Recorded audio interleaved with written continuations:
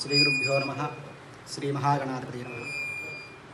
బాపట్ల జిల్లా రేపల్లె మండలం చోడైపాలెం గ్రామంలో వేయించేసి ఉన్నటువంటి శ్రీ గంగా పార్వతీ సమేత చోడేశ్వర స్వామి దేవస్థానం. ఈ దేవాలయంలో విశిష్టత ఏమిటంటే సుమారు 1300 సంవత్సరాల క్రితం ఈ ప్రాంతంలో చోళరాజులు పరిపాలించి ఆ చోళరాజులు దేశవ్యాప్తికి వాళ్ళ రాజ్యం విస్తరణ కోసం దేశమంతా కూడా యుద్ధం ఈ ప్రాంతం నుంచి మొదలుపెట్టారండి. అలా మొదలుపెట్టి 200 సంవత్సరాల వరకు మొత్తం అఖండ భారతదేశానికి, ఇప్పుడు నేపాల్, శ్రీలంక, పాకిస్తాన్ ఇలా విడివిడిగా ఖండాలుగా విడిపోయినటువంటి ప్రాంతం అంతా అప్పట్లో అఖండ భారతదేశంలాగా ఒకేలాగా ఉండేది. ఆ మొత్తము కూడా ఈ చోళరాజులు ఇక్కడ నుంచి యుద్ధం ప్రారంభించి మొత్తం సమస్త భారతదేశాన్ని అంతా ఆయన జయించుకుని సామ్రాజ్యాన్ని ఆయన 200 సంవత్సరాల పాటు పరిపాలించారు.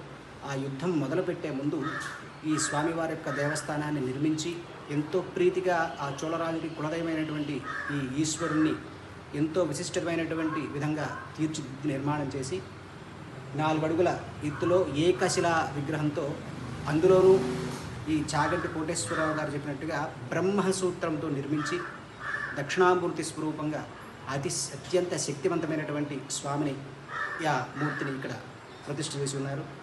ఆ చోళరాజులు అప్పటి నుంచి మొదట ఈ స్వామివారికి అభిషేకం చేసుకుని ఈ దేశం మొత్తము కూడా అఖండంగా ఓటమనేది ఎరుగకుండా 200 సంవత్సరాలు ఈ రాజ్యాన్నంతా, ఈ భారతదేశాన్ని అంతా పరిపాలించారు.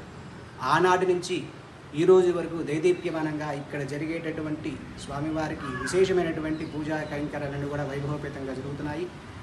అలాగే ఈ దక్షిణామూర్తి స్వరూపము, పైగా శివలింగంలో బ్రహ్మసూత్రం ఉండటం వల్ల అత్యంత శక్తివంతంగా ఈ ప్రజలు కోరుకున్నటువంటి కోరికలన్నీ కూడా తీర్చే కొంగు బంగారు స్వామిగా ఇక్కడ భక్తులను అనుగ్రహిస్తున్నారు.